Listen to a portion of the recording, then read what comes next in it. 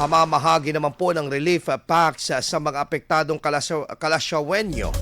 Nasa higit 80% na po. Para sa detalye, kasama natin Idol Rona Raka. 104.7 IFM. Report!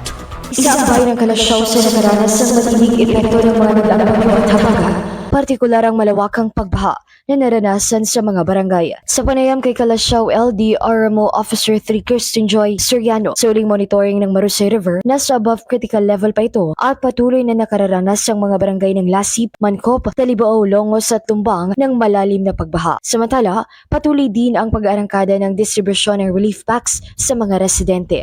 Ayon kay Dita Gorospe, ang Kalasyaw MSWDO Head, nasa 80% na ang naibigay ng mga food packs at magpapatuloy pa ito hanggang sa masuyod lahat ng mga barangay sa bayan. 80% na ibigay na po natin and we are continually providing po. As of now, nakaplano po tayong pupunta ng Talibao and Lasip. So, ng mga past 3 days, nabigyan na po natin halos ng lahat ng mga barangay. Kasi sa pagganitong relief operation na, ang mauuna talagang first responder is the barangay kasi meron naman silang disaster fund.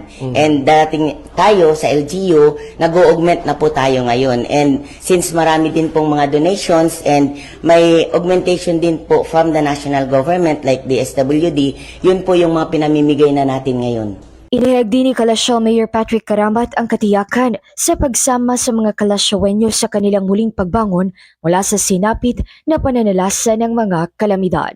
Magbigay ng relief operations just to prepare and to continue to coordinate with our barangay and to also to our national agency. Reporting po yan ang basis po namin sa aming relief operations is yung report na nanggagaling po sa ating mga barangay officials. Sa lahat po ng mga Kalasyawenyos, patuloy po ninyong pag-ingatan ng inyong sarili. Nandito lang po ang lokal na pamahalaan ng bayan ng Kalasyaw.